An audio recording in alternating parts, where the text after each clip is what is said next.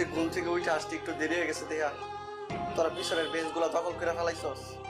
আমার কি সামনে মানায় ক লাভ নাই আর তো পিছে বইটার তিনে ধরে বেড়া আজকে ক্লাসই করবো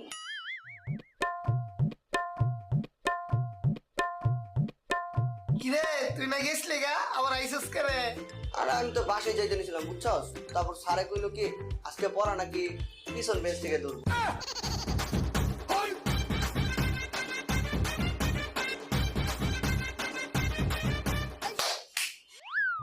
এটা আমার পিছে বসার টেকনিক স্যার আমারে